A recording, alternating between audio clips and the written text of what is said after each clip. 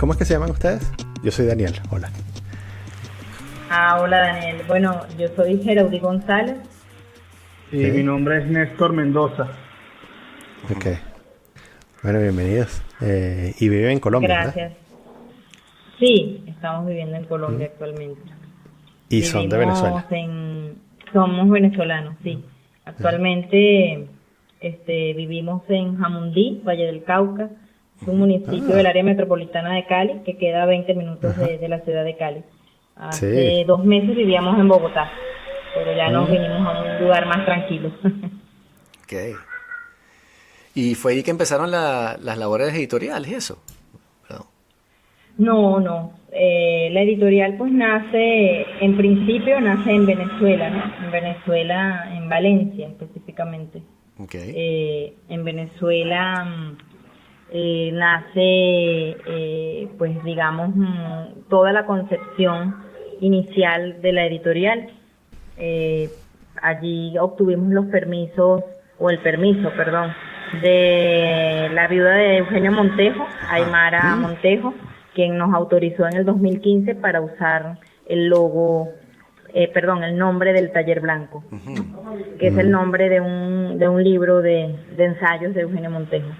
Y allí mismo en Valencia también, bueno, eso fue por supuesto desde Caracas que hizo Aymara, que dio el permiso, ¿no? Y desde Valencia, pues allí en Valencia surge el diseño del logo de la editorial a cargo del diseñador venezolano Lino Guglielmo.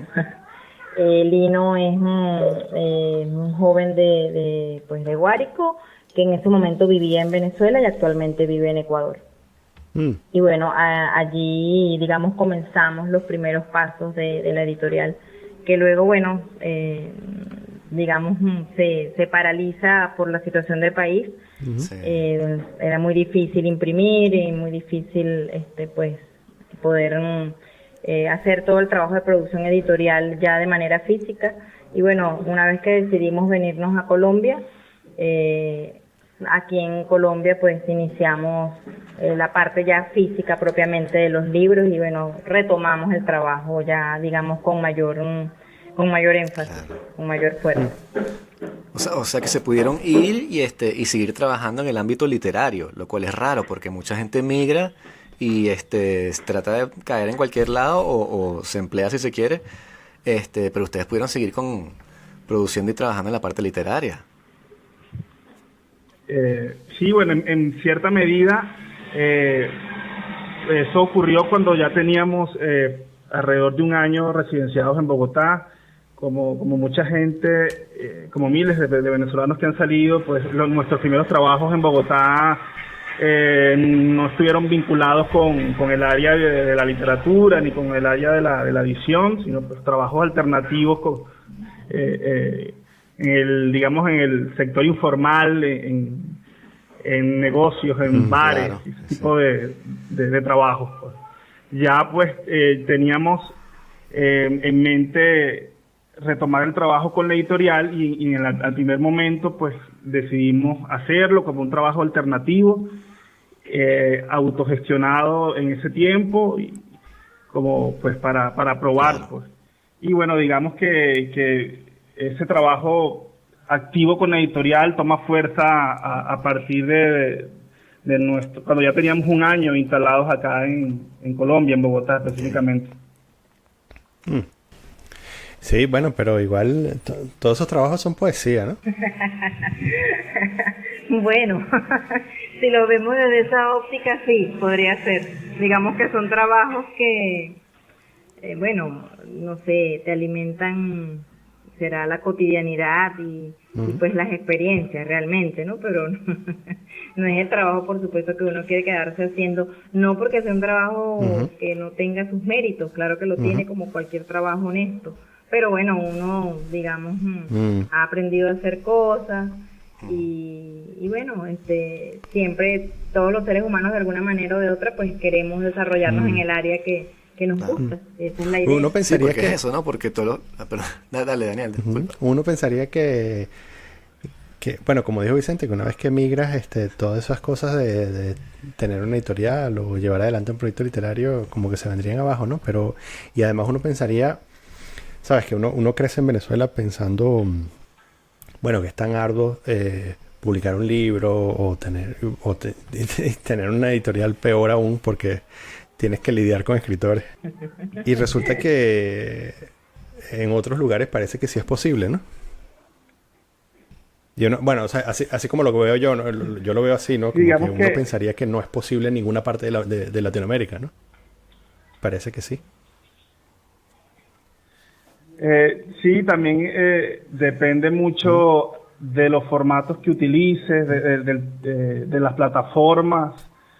En nuestro caso, partiendo de nuestra condición, digamos, económica de ese entonces, se hacía factible emprender este proyecto editorial, pero desde lo alternativo, gran parte de los gastos materiales lo asumimos nosotros en ese entonces, con tirajes reducidos. Nuestros formatos se realizan de manera artesanal, los libros son cosidos a mano, utilizamos material ecológico, y digamos que la hechura física del libro también recae en nuestras manos. Pues digamos que no hay intermediarios, no hay imprentas de por medio ni grandes cotizaciones, sino pues manejamos tirajes cortos para atender ese interés o esa demanda. ¿Y qué con el autor. van de librería en librería ofreciendo los libros? ¿Cómo hacen para distribuir? En Bogotá, desde el año pasado, en mayo, que fue pues la fecha en que iniciamos, fecha que presentamos nuestros primeros 2 títulos, y por supuesto antes de la cuarentena nuestros libros se distribuían en 4 librerías de Bogotá, la principal de todas ellas, la librería de la Casa de Poesía Silva, que queda en la Candelaria, en todo el centro, todo el casco colonial de Bogotá. Y adicionalmente, pues otras librerías independientes, dirigidas precisamente por personas jóvenes, nos abrieron las puertas para que nuestros libros, pues también, por el formato que utilizábamos, tuviesen ese espacio en esas librerías. Una apuesta alternativa, como tú dices, porque, o sea, a fin de cuentas, nadie se pone a editar poesía esperando hacerse millonario. O sea, las expectativas son otras, y es como trabajar en la parte cultural, en la parte artística, y avanzar un discurso y permitirle a ciertas personas tener una voz y mantener viva la poesía, pues.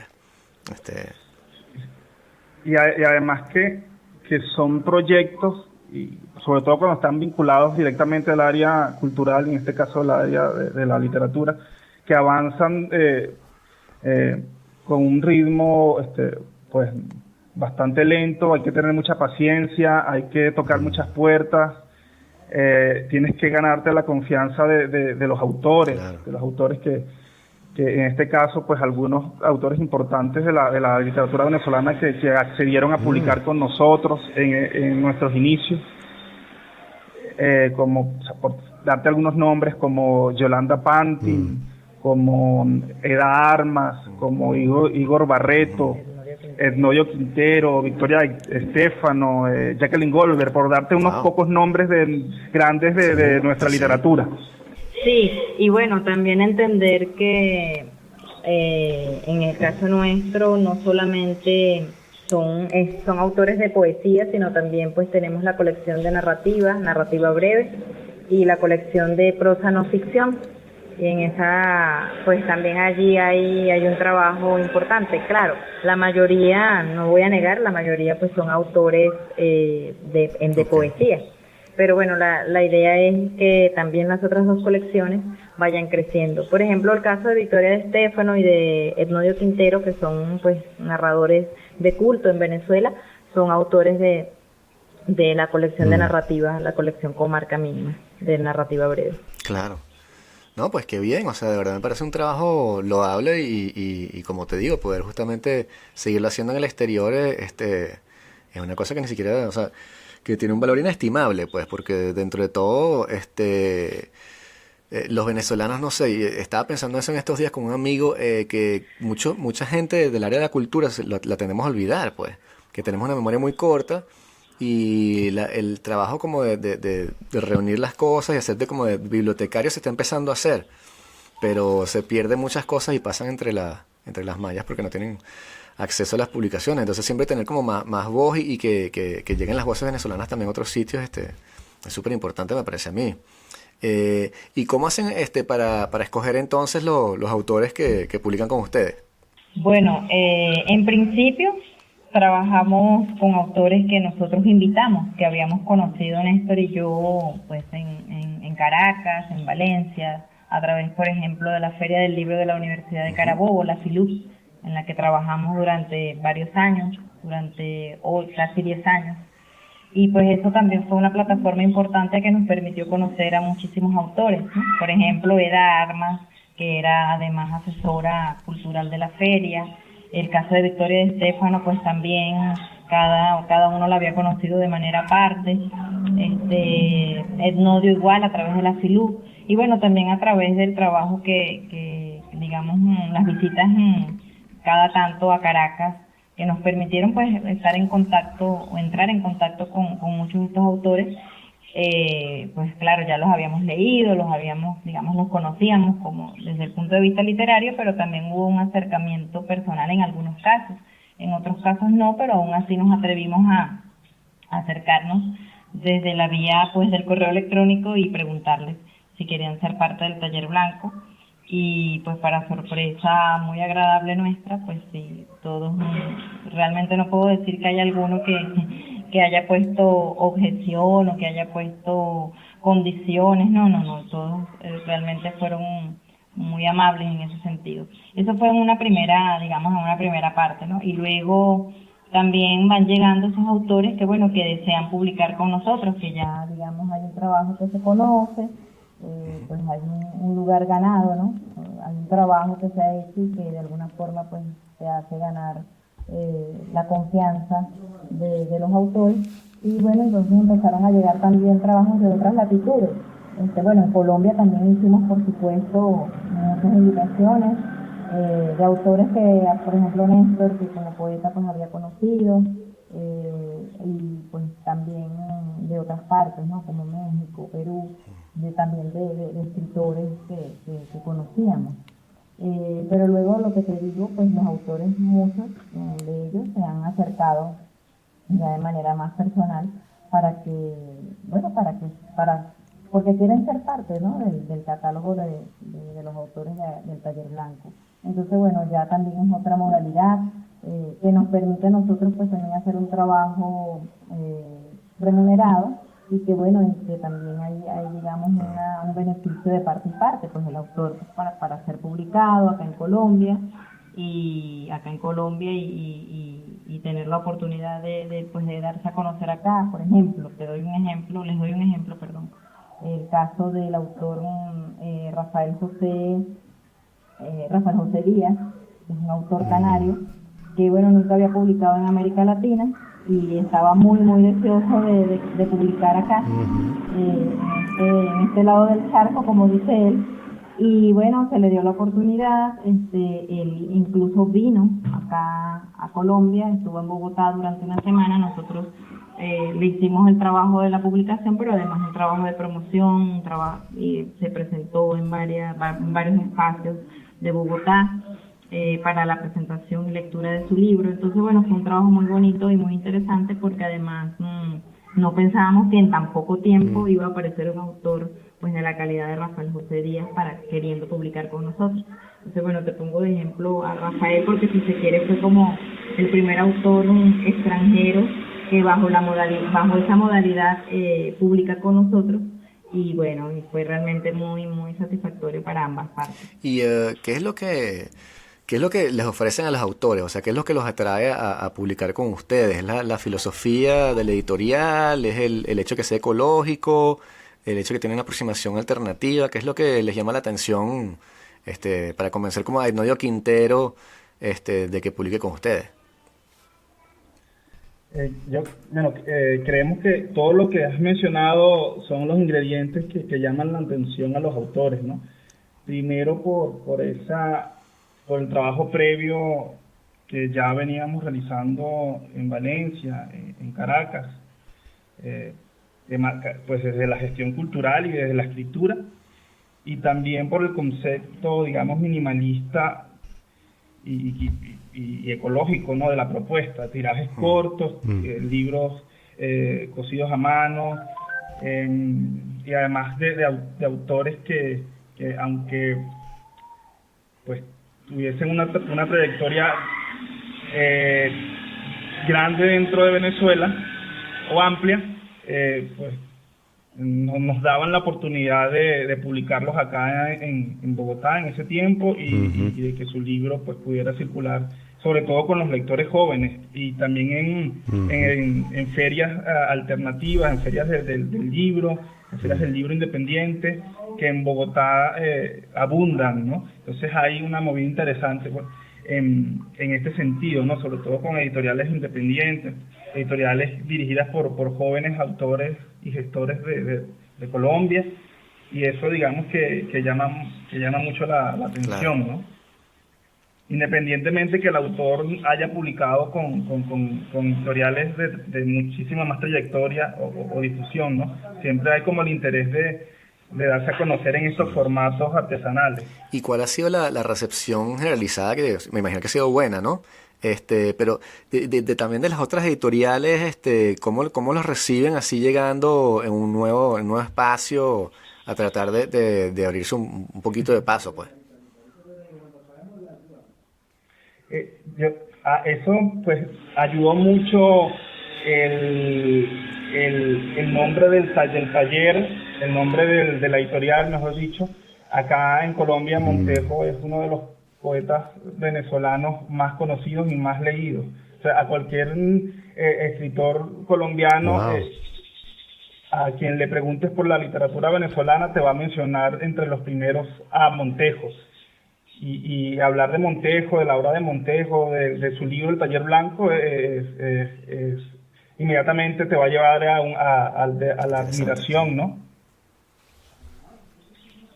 Sí, además de que acá pues hay yo diría una movida interesante con relación a esas a editoriales o a sellos editoriales que andan pues en una tónica similar a la de uno, ¿no? Me refiero al formato, los formatos alternativos, esta cosa del trabajo manual. Entonces hay una cantidad de editoriales importantes que andan en esa onda, pero lejos de vernos como una competencia, pues es más bien un complemento una de otra, claro, o más bien una especie de compañía, porque al final pues cada una tiene sus propios intereses, sus propios autores. Hay, por ejemplo, muchas que están abocadas solamente a poesía, hay otras que están abocadas pues a otro tipo de textos y así, pero pues en el caso nuestro manejamos tres colecciones, entonces no hasta ahora pues yo no, en lo particular no he sentido competencia, porque no lo veo de esa forma, ni siento tampoco que otra editorial nos vea nosotros como competencia, porque hemos estado en muchas ferias,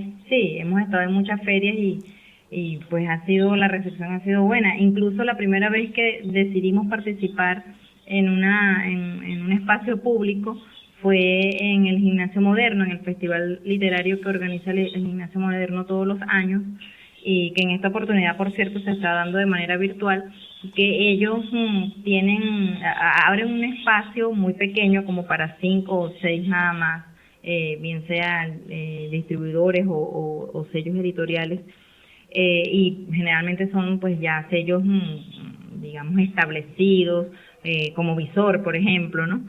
Y ellos a través de Federico Díaz Granado nos dan la oportunidad de participar, y pues muy gracioso porque bueno, nosotros llegamos nos ponen nuestra mesita porque bueno, no teníamos tantos títulos, llegamos con unos libros pues artesanales, muy lejos de los libros pues obviamente de Visor o de otras editoriales, y la receptividad fue muy buena. No esperábamos pues que la receptividad fuera tan amplia, ¿no? e incluso de los mismos compañeros que estaban allí también ofreciendo libros para la venta, ¿no? Ellos se acercaban y les llamaba la atención, ¿y quiénes son ustedes? No los conocíamos, pues teníamos muy poco tiempo en el mercado. Y eso fue interesante, fue una experiencia muy, muy interesante. Y dijimos, bueno, si aquí nos fue bien, quiere decir que en otra parte nos irá también muy bien. Y pues eso es parte, digamos, de las anécdotas. Sí, a mí me parece que... de la editorial. Sabes, en este contexto de migración, las editoriales que puedan surgir son sumamente importantes porque como una consecuencia de todo el movimiento migratorio es, por supuesto, la pérdida de referentes, ¿no? Entonces, y ya de por sí, el mundo editorial en Venezuela que en algunos casos rayaba en lo precario, salvo por algunos autores muy renombrados, ya de por sí, ¿sabes? Había como una desmemoria acumulada en Venezuela, ¿no? Porque, ¿sabes? Había libros que ya no se publicaban y que no se conseguían. De hecho, y una vez que bueno, la gente empieza a migrar, tú como que pierdes la oportunidad de encontrar esos referentes, ¿no?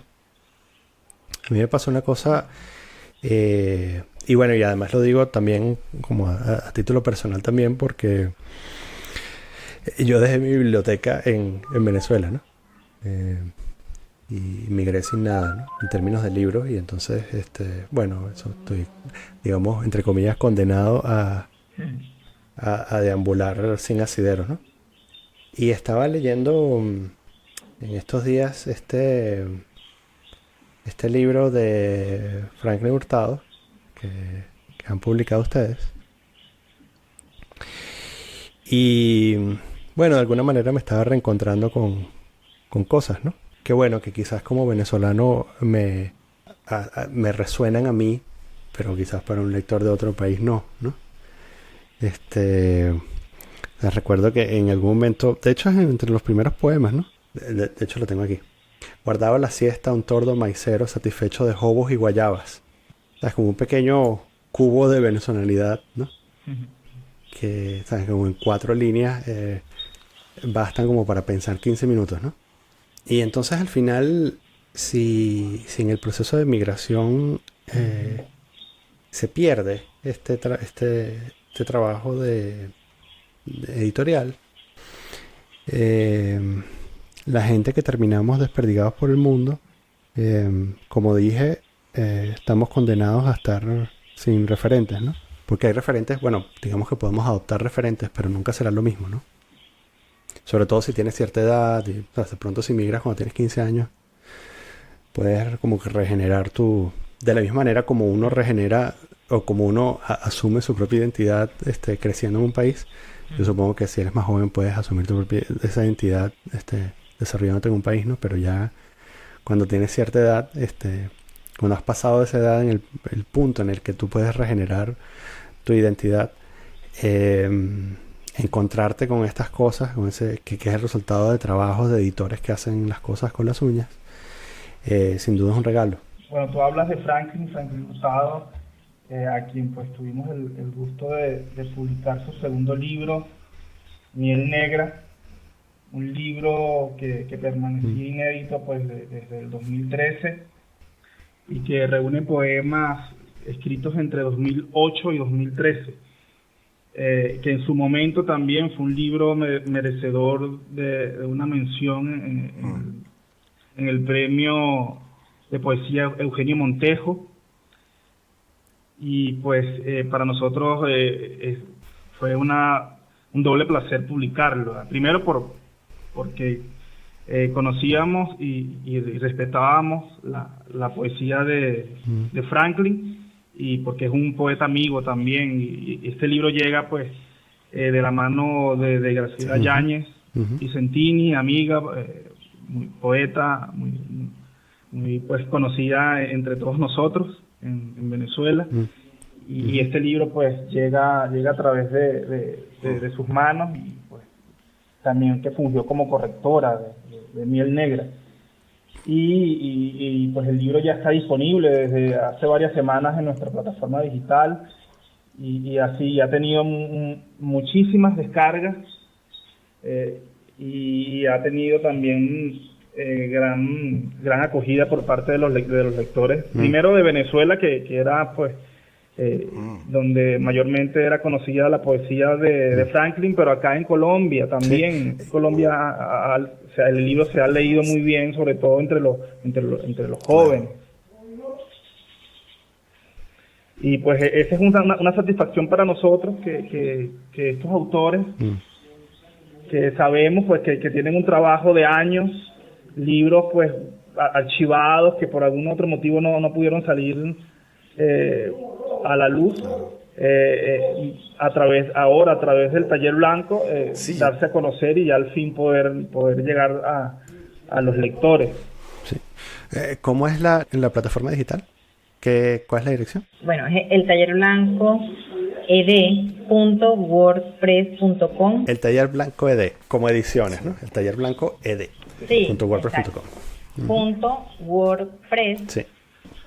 .com. Sí, y ahí están, y tienen las colecciones, narrativa breve, sí, no ficción y poesía. Sí, tenemos 3 colecciones, que es Comarca Mínima, la de narrativa breve, allí tenemos principalmente minificción y novela corta también, cuentos, y tenemos la colección Escolius, que es prosa no ficción, allí hay pues, digamos, escritura diarística, ensayos, crónicas, y en el caso de la colección Voz Aislada, que es la colección de poesía, que es la que pues digamos está más gordita en este momento. Sí, a mí me gustó mucho el libro de Franklin, el de Miel Negra. Bueno, tenía y tengo mucho tiempo que no leo poesía venezolana, lo cual está muy mal. Pero bueno, también es difícil cuando estás en el exterior seguir la poesía venezolana, porque también estás siguiendo muchas otras cosas, ¿no? Entonces, bueno, obviamente en Europa estaba leyendo a los franceses y otras cosas.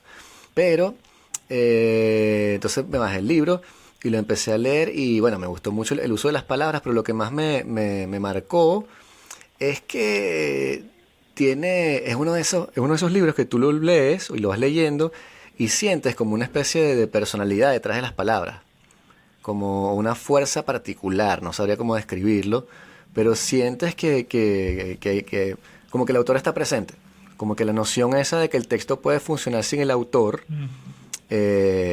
bueno, Derrida diría lo contrario, pero en este caso como que te imaginas, juro, como un autor que está allí presente en el texto. No puedes como aislar los versos de la persona porque es mucha cosa de energía, como una cosa vital que tiene allí, ¿no?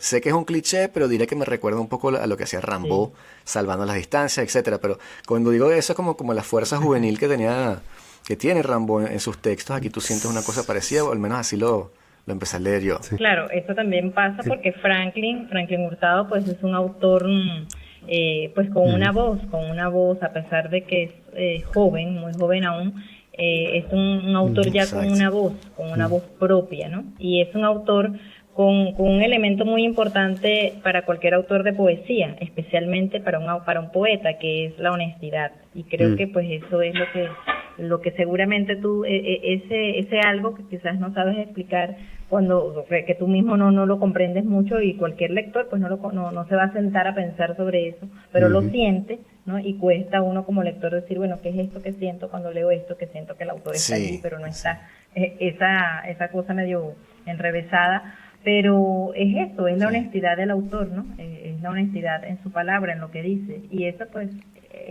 no hay que ser un experto. Sí, y como la falta de pretensión y de pose, pues.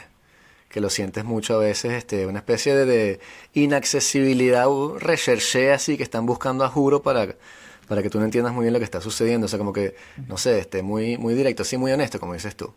Entonces, por ese lado, me pareció bastante bueno y bastante interesante. También pues quería comentar otros detalles del libro. Ya te había comentado que fue pues corregido de manera muy minuciosa por la poeta Graciela Yáñez Vicentini.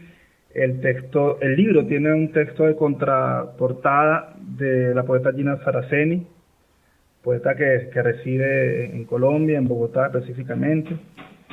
Y es un libro que hasta último momento, y a pesar de todo el tiempo que se mantuvo inédito, Franklin pues mantenía esa obsesión y ese apego por la escritura, siempre pues a último momento inconforme con su propia escritura, modificando, una exigencia propia muy, desde mi punto de vista, un poco radical, ¿no?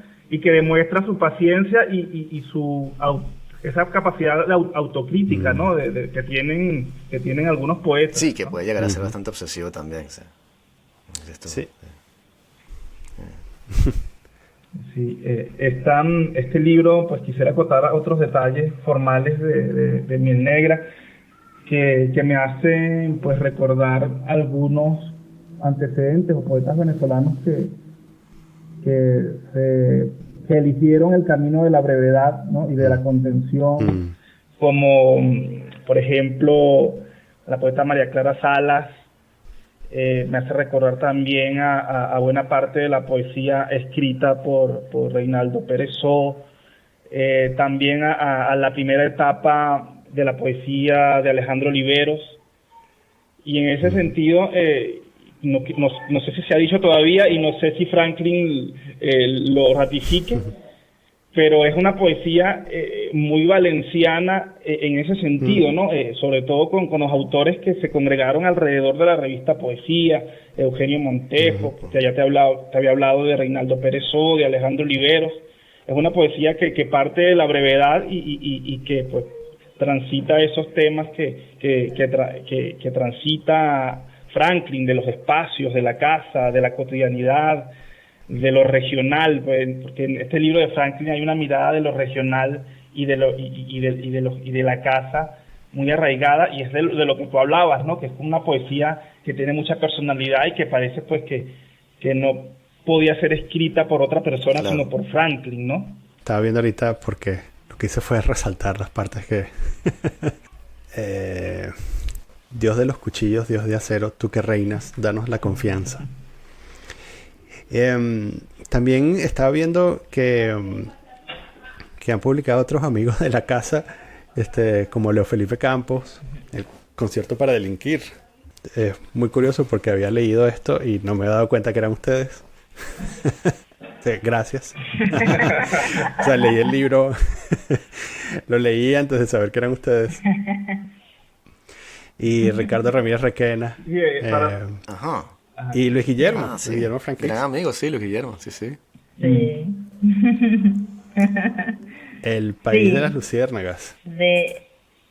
Sí, así mismo es. De hecho, Luis Guillermo es uno de los primeros autores en la colección de Escolios. Y bueno, con ese libro maravilloso del país de las luciérnagas, donde nos cuenta todo su esas vivencias descarnadas pues allá en Venezuela en tiempos tan difíciles, pero además contados de esa manera como suele contarlo Luis Guillermo, ¿no? Esa forma tan él, tan pulcra además, ¿no? En su lenguaje, un lenguaje muy pulcro, muy prolijo, que no encuentras en cualquier autor o en todos los autores que escriban crónicas. Igual pues Ricardo Ramírez con su trabajo extraordinario de ensayos de literatura venezolana, y bueno, por supuesto el amigo Leo Felipe Campos con ese trabajo también excelente de crónica, pues ya más apegada al periodismo, obviamente por su formación pues como comunicador social, y que también pues hay un trabajo allí muy interesante porque pues también cuenta una realidad, tal vez no desde lo personal, pero sí desde lo testimonial, desde lo que él está mirando como periodista y como testigo directo de esos hechos que le tocó, pues, digamos, investigar, indagar entre Colombia, Venezuela y Brasil. Y bueno, es un trabajo también que gustó mucho. Además que con Leo Felipe ocurre algo muy curioso, y es que ese libro de Leo Felipe fue el primer libro que salió impreso con ese formato, el formato con lomo, ¿no? Ya es un libro igualmente hecho a mano, sí, con 100% artesanal también, pero ya sale un libro con lomo, que bueno, que visto así, a simple vista, pareciese un libro hecho en cualquier imprenta, pero es un libro que no, donde igualmente pues se trabaja de manera artesanal. Luis Guillermo estaba trabajando con una editorial en Colombia, ¿eran ustedes? No éramos nosotros. Él estaba trabajando con otra persona, con otra editorial, que era solamente para libros de poesía, y pues también con otra persona que también tiene sus vínculos con Venezuela, pero Luis Guillermo fue, pues yo diría que el colaborador número uno de la editorial nuestra, ¿no? Primero, bueno, un seguidor de todas nuestras publicaciones, digamos que nos contactó con algunos autores también, y bueno, siempre promocionando, ayudando al trabajo de promoción, y también pues asistiendo a casi todos los eventos. En ese momento vivíamos nosotros y él también en Bogotá, y bueno, asistía prácticamente a todos los eventos de la editorial. O sea, siempre fue un colaborador y un permanente amigo de la casa del sello editorial. Sí, no me queda esa duda porque él estaba allá y bueno, ustedes saben el cuento, ¿no? Que se tuvo que devolver y publicó incluso un artículo hace poco y estaba trabajando en eso, pero sí, bueno, hablar de la emigración es súper complicado. Mejor hablemos de literatura, siempre es más divertido. Sí, la literatura es fácil. Sí. Pero no, yo estaba pensando justamente, bueno, eso, que la vida de las editoriales es muy particular, o sea, un aspecto, el valor cultural que tienen para la sociedad y el bien que le hacen no está a nivel de el puesto social que se le da, si se quiere, como grupo de seres humanos. Y me refiero al hecho, por ejemplo, que estaba leyendo, bueno, en la biografía de Allen Ginsberg, justamente, el tipo al final de la biografía es súper famoso, su poesía ha cambiado el mundo poético mundial, y sin embargo no tiene dinero, está viviendo arrimado con unos amigos, y tú te dices, wow, o sea, tenemos un tipo que trae un aporte cultural tan grande, no solamente a su país, sino al mundo, si se quiere, y sin embargo lo recompensamos haciéndolo vivir arrimado con unos pintores ahí que están locos. Y bueno, pero supongo que es la parte del destino cruel de la gente que se dedica al arte. Sí, es bastante, si uno revisa biografías y un poco la vida de los referentes de la literatura del siglo XX, de la literatura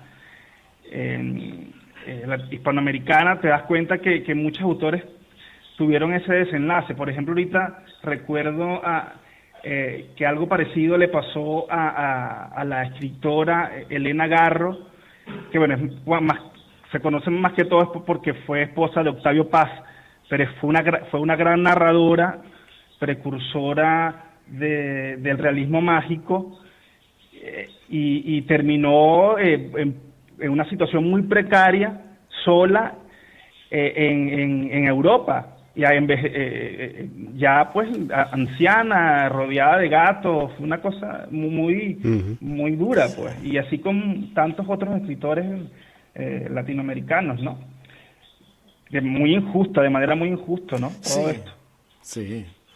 O te pasa como a Bolaño, que finalmente cuando te haces millonario te mueres porque estás tan destruido por la vida horrible que llevabas antes, que ya cuando te consagras no te queda tiempo para disfrutarlo, supongo. Sí, hay como que hay detrás de cada biografía hay como un universo muy particular, pues, también rodeado de ese malditismo, pues, que suele vincularse con el arte, ¿no? Sí, yo no sé, porque es una de estas cosas que yo no he hablado mucho con otras personas de otras partes de América Latina. Yo supongo que es una experiencia compartida por la fragilidad de todo el sistema económico. Pero yo diría que como la mitad de mis referentes como escritores, quiero decir, los maestros que no conocí, eh, terminaron también en eso, en una situación muy precaria, o en algunos casos no sé si, o sea, no sé si siguen vivos, pero no les doy buen pronóstico.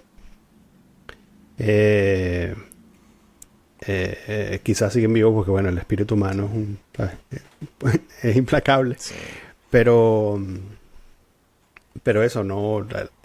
Usualmente, como mi experiencia personal ha sido que la mayoría de los escritores que considero que tuvieron alguna influencia en mi vida importante terminaron mal, ¿no? Y porque bueno, como que el sistema no está montado para que haya un reconocimiento justo. Claro. Y también pues veo que hay como una estirpe de escritores que no saben vivir fuera de la creación, ¿no? Fuera de la literatura. O sea, y se les hace muy difícil insertarse de alguna manera a la dinámica, a cualquier dinámica laboral Claro. que la sociedad pues plantee. Pienso en este momento en dos casos de la misma generación y igual que ofrecieron una obra de gran proyección internacional como Juan Carlos Onetti y Mario Vargas Llosa, ¿no? Que son dos caras de una moneda primero de la más alta literatura, de la más alta narrativa, y por otra parte de dos formas de vida o de llevar la vida fuera de la literatura totalmente diferentes, ¿no? Es el Vargas Llosa, por ejemplo, el gestor, el conferencista, el políglota, que se mueve muy bien en todas las esferas sociales, y está, por otra parte, Juan Carlos Onetti, que termina en un catre de Montevideo, bebiendo whisky y siendo utilizados inescrupulosamente por algunos periodistas desde la época. Claro. Sí. No, y también está la situación básicamente de las librerías. También quería preguntarles eso, porque las librerías están siendo fagocitadas por las grandes distribuidores de libros hoy en día, y les cuesta cada vez más como sobrevivir. Yo estuve ahorita en Barcelona y fui a la librería Gigamesh, que es la librería más grande de Europa de literatura fantástica. Y es menos grande de lo que uno pensaría para ser la más grande de Europa, pero es bastante grande. Y estoy hablando con el dueño y resulta, ellos tienen una editorial y se mantienen a flote básicamente porque el dueño era muy amigo de George R.R. Martin. Y cuando George R.R. Martin escribió Juego de Tronos, le firmó la cosa a él y dijo, tú me la vas a publicar. Y entonces se quedó con los derechos de Juego de Tronos. Y cuando sacaron, qué sé yo, el quinto tomo o algo así, las editoriales grandes vinieron a comprárselo y le ofrecían millones de dólares. Pero él no quiso y George R.R. Martin dijo, no, yo quiero que sea él, porque también le hicieron presión al tipo para que fueran los grandes editoriales. Entonces, ¿cómo ven ustedes el rol de las librerías, si se quiere, en este mundo post-pandémico que ni siquiera sabemos cómo va a ser? Porque hay también puede suceder que las librerías o se vuelva como una especie de vida local y entonces la gente esté más con las librerías y menos con las grandes corporaciones, ¿no?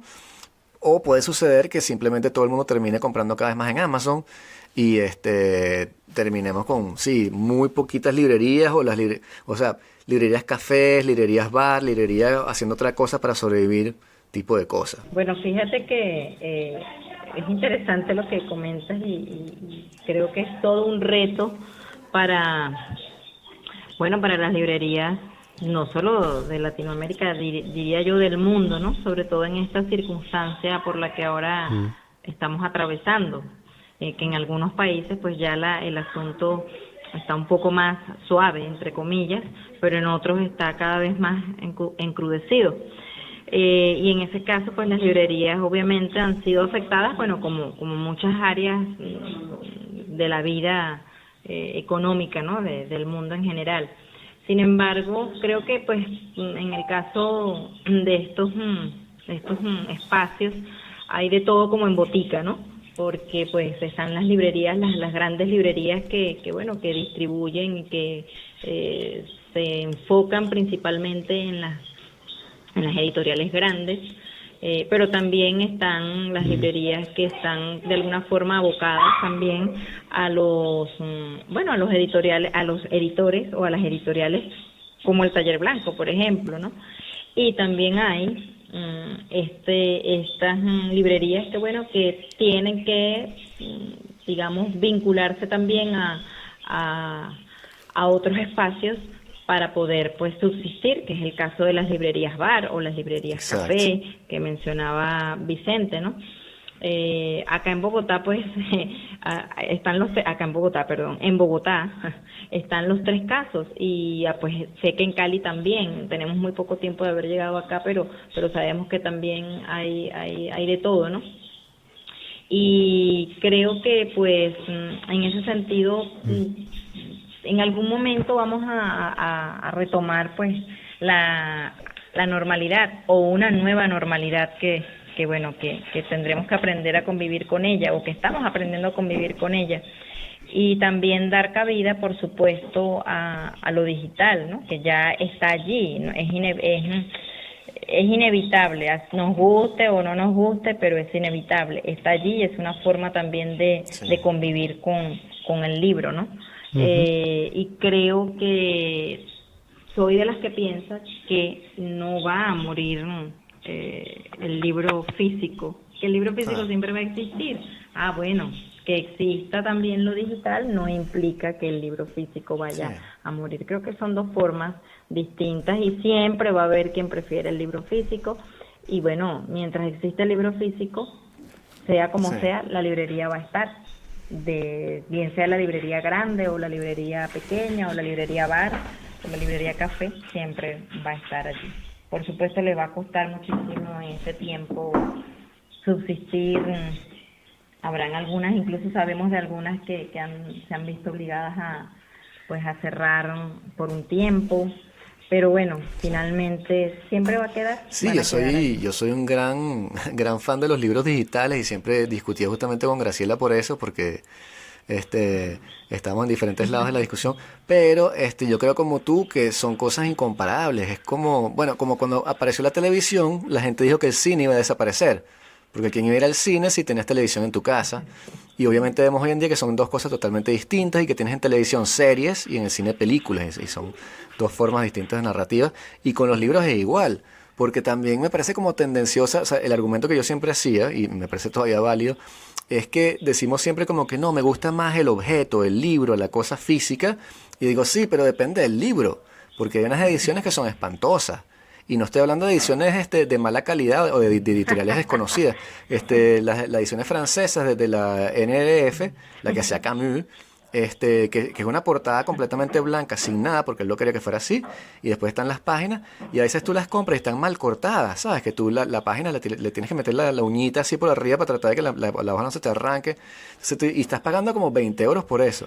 Entonces, depende de la edición del libro. Hay otros libros que evidentemente, si tienes Lewis Carroll con los dibujos que hacía él, de Alicia en el País de las Maravillas, pues obviamente si tienes el libro en sí es mucho mejor que leer la versión digital. Sí, no, y en eso me hiciste recordar, por supuesto voy a decir el pecado, más no el pecador, pero me hiciste recordar unas ediciones pues de un sello editorial que también funge como librería, que pues tienen unas ediciones espantosas y es lamentable porque tienen muy buenos autores. Sí. Y yo digo, Dios mío, pero ¿cómo pueden existir ambas cosas con un autor? ¿Cómo puede dejarse publicar acá? Y es precisamente esa cosa de mal gusto que parece más bien medio escolar, que además siempre me ha parecido incongruente que las ediciones escolares tengan que ser feas. No son todos los casos, pero sí un buen porcentaje.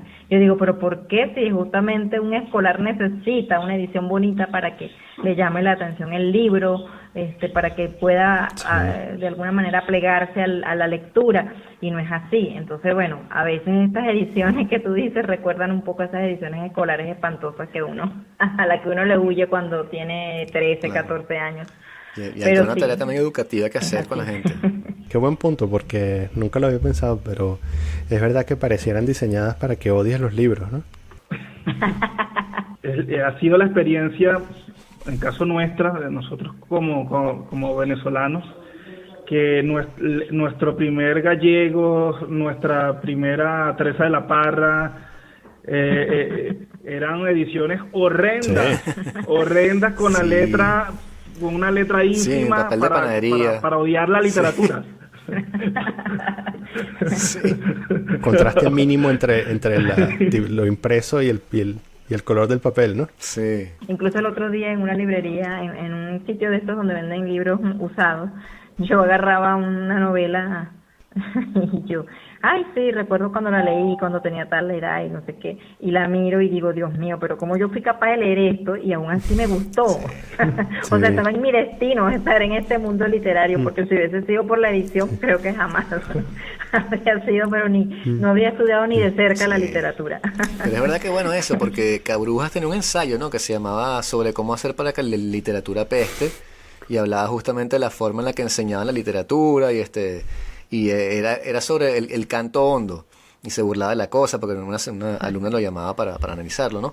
Y es verdad que cuando yo leí eso me recordé de mi propia infancia, y era bastante, o sea, no sé cómo fue la de ustedes, yo estaba en un colegio supuestamente bueno, con buenos profesores, eso es súper caro, y sin embargo en literatura no había, era como que apréndelo tú solo, te decían como que lee 100 años de soledad, pero sin explicarte nada, ¿no? Como que el realismo mágico existe y es una forma de echar el cuento y se trata más o menos de esto. No, te lanzan así la Cándida Heréndida y tú de pronto eres un niño de, qué sé yo, 12 años y tú dices, pero que esto no tiene sentido, pero como que, ¿sabes? Yo veo comiquitas y le juego juegos de video, el tipo se murió, aquí le explota la cosa en la cara y la abuela sale, no puede ser. Y entonces le agarras un disgusto a la cosa. Porque te la imponen de cierta manera cuando pudiese ser una cosa tan agradable. Es lamentable cuando la gente me dice, por ejemplo, es que no me gusta leer. Yo digo, bueno, pero es que eso no tiene sentido porque hay tantas cosas diferentes que tú obviamente te vas a identificar con una. No tienes que leer novelas. O sea, yo también entiendo cuando la gente a veces dice eso, está diciendo como que no quiero leerme el Ulises. Bueno, no te lo leas, pero puedes leer mangas, no sé, comiquitas, BD, poesía, cuentos cortos. Hay tantas formas narrativas que implican eso, claro, que decir como que es como si entrenásemos a la gente a decir eso, igual que la gente dice no me gusta la matemática, que es una afirmación que no tiene mucho sentido. Sí, porque además son áreas o son disciplinas que te sirven para la vida. Entonces decir que no te gusta leer es prácticamente asumir, y voy a sonar muy pedante con lo que voy a decir, pero es asumir entonces, la ignorancia desde cualquier área. No me gusta leer no significa que tú tengas que, lo que dices tú, Vicente, no, es que tengo que leerme el Ulises, cuando hay miles de cosas que puedes leer que no tienen que ser el Ulises y que te pueden enganchar y te pueden hacer pues mejor lector, mejor persona, aunque no se lee para ser mejor persona, pero se lee de alguna manera también para descubrir el mundo, para crear también una conciencia crítica. Ahí es cuando uno dice, bueno, por eso es que llegan, aunque no quiero tocar lo político, pero entonces por eso es que llegan los gobiernos, nos hacen trizas con nosotros y ni cuenta nos dimos, sino que cuando nos dimos cuenta es porque ya teníamos el asunto encima, pero eso también tiene que ver mucho con esa conciencia crítica que que la sociedad muchas veces no tiene precisamente por falta de estas herramientas, y la lectura es una de ellas. Pero lamentablemente es difícil, es un tema muy difícil. Sí, porque justamente la lectura puede ser un acto político. Había un ensayo, no me acuerdo dónde fue que lo leí, pero decía que había una relación entre leer cuentos o narraciones de la persona que se supone que tú odias, digamos, y aumentar la empatía. Era como que la gente que leía o trataban de interesarse por el punto de vista del otro, si hacían eso, aumentaban su empatía hacia ese grupo y entonces bajaban las ganas de exterminarse, etcétera, ¿no? Entonces, evidentemente que si tú estás en la política para dividir a la gente y que se enfrenten, tú no vas a dejar que la gente lea, porque entonces se vuelve como más, no más crítica, sino más abierta a ver las cosas de otra forma, porque estás como entrenando tu mente a ver imágenes que no existen, pues. Entonces eso te ayuda como a abrir las fronteras en cierta manera. Entonces una forma altamente, de libertad total. De hecho, el grupo islámico Boko Haram significa libro prohibido. Boko, libro, Haram, prohibido. Boko Haram. Claro, Boko es libro y Haram es lo contrario de, ¿sabes? Sí, estoy fact-chequeando porque me parece demasiado fake news esto que acabas de decir. Exacto. Sí, mira, aquí dice. Bueno, en realidad el artículo de Wikipedia dice, Boko Haram usualmente es traducido como la educación occidental está prohibida. Por el Haram, que es prohibido, y el Boko, Claro, pero Boko, sí.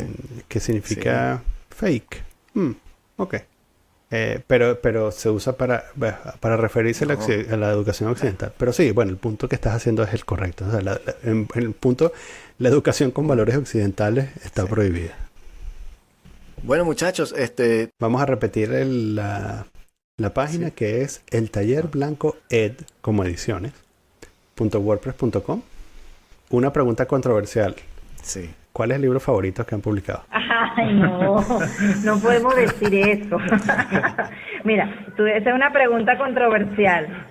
Mira, esa es una pregunta Bueno, controversial. los primeros tres. Yo te voy a dar una respuesta muy cómoda. Voy a salir del paso como sale del paso las mises. Tú lo que quieres es la paz mundial. Sí, exactamente. Yo lo que quiero es la paz mundial. No, o como dicen todas las madres, ¿cuál es tu hijo favorito? No, todos, yo los amo a todos iguales. Bueno, voy a decir así, a todos, cada libro tiene su encanto, ¿no? Evidentemente, pues que hay autores que bueno, que sí, que han sido una referencia para uno. Por lo menos en mi caso, yo soy una estudiosa y consecuente lectora de minificción, entonces obviamente allí pues está parte de mis gustos, pero también leo poesía y me gusta, no escribo poesía, pero me gusta, entonces bueno, yo diría que no podría decir en este momento que haya un libro así que sea el favorito. Okay. Porque seguramente te voy a decir un nombre y luego a los 5 minutos te voy a decir, no, sí, pero también está este, no, claro, pero también está aquel. Sí. Entonces no. ¿Cuál es el escritor más fastidioso con el que han trabajado? Mira, ahí de verdad que nos vamos a meter en un problema. Imagínate que hay alguien que les parece maravilloso, porque lo es, maravilloso lo que están haciendo y quiere contribuir de alguna manera. ¿Tienen algún mecanismo para eso? O sea, porque yo quiero pagarte por estos libros que estás publicando. Bueno, fíjate que no tenemos, nos hemos, es decir, nos hemos planteado esa posibilidad de hacerlo a través de la página, pero bueno, tengo que ser sincera, no lo hemos hecho. Sin embargo, pues eso no significa que no lo aceptemos. Todo aquel que quiera, claro, todo aquel que quiera de alguna forma, pues, colaborar con la editorial, por supuesto lo puede hacer a través de Néstor o de mi persona, que somos pues los que manejamos la editorial, y por supuesto estamos abiertos a eso, claro que sí. ¿La información de contacto está en la página? Sí, está en nuestras redes sociales, hay allí un teléfono, en Twitter también, están también nuestros correos, el correo de la editorial, y bueno, nuestros correos personales también. Por supuesto que sí, que es algo que, como te repito, nos hemos planteado, nos hemos preguntado, bueno, ¿y qué pasa? Sí, pero no lo hemos hecho, tal vez pues ha faltado eso. Pero claro que sí, por supuesto. O sea, además, sí. O sea, yo estaba hace poco, una revista americana los libros hay que pagarlos. Sí. Y no, pero como dice Daniel, puedes tener diferentes tipos de afiliación, ¿entiendes? Incluso aquí, si tú tú te inscribes con las editoriales y te mandan el catálogo y tú dices, bueno, sabes, qué sé yo, en cada mes quiero este y este.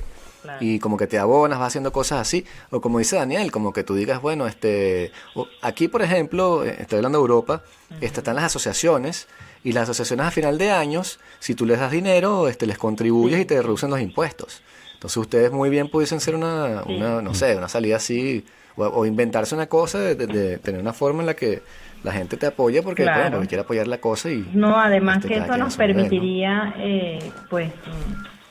de cada tanto tiempo poder invitar a un autor, ¿no? En este momento nosotros tuvimos que parar las invitaciones precisamente porque, bueno, los tiempos del COVID fueron o son todavía, pero creo que ahorita empezamos como a tomar aire fresco nuevamente, pero fueron meses muy difíciles, ¿no? Muy, muy, muy difíciles.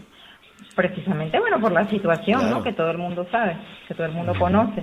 y justamente tuvimos que, bueno, que Sí, parar las invitaciones a los autores con mucho dolor, pero bueno, tuvimos que decir, bueno, saquemos a la luz las que están pendientes, que quedaron pendientes, que hay unas cuantas, hay unos cuantos libros, pero que hemos estado sacando, pero poco a poco, porque bueno, porque si solamente nos abocamos a eso, entonces la pregunta de rigor, ¿de qué vamos a vivir nosotros? Entonces, sería divino sacarlos a todos pues gratuitamente, eso sería fabuloso, pero bueno, no siempre puede ser así. Y esa ayuda que tú dices, esa colaboración, ese mecenazgo, pues serviría muchísimo también para eso, ¿no? Para poder también darle cabida a esos autores que no pueden pagar, porque no todo el tiempo la gente puede pagar. Exactamente. Y eso sería fabuloso. Sí. Es que estaba pensando en eso, que hay mucha gente que quiere contribuir con Venezuela o qué sé yo, pero a veces sientes que no quieres dar el dinero directamente a Venezuela o meterlo en una asociación allá porque como que se va. Pero si aquí estás como apoyando un proyecto en el cual escritores venezolanos van a tener su voz y ser publicados afuera y que se sientan escuchados, es otra forma de que uno pueda contribuir y ayudar, entre comillas, sí, claro, claro. De la parte cultural. Sí. El taller blanco es wordpress.com. También en Twitter como @blancotaller. Okay. Y bueno, nuestro correo electrónico, el tallerblancoed@gmail.com. Y bueno, además, pues la página web, por supuesto, donde pueden descargar todos los libros que hay allí. Los pueden leer, bien sea desde la página directamente o con la descarga gratuita. A la gente que nos está oyendo, si migraron y se sienten un poco perdidos, lean literatura venezolana. Sí, y lean Miel Negra, está bastante bueno.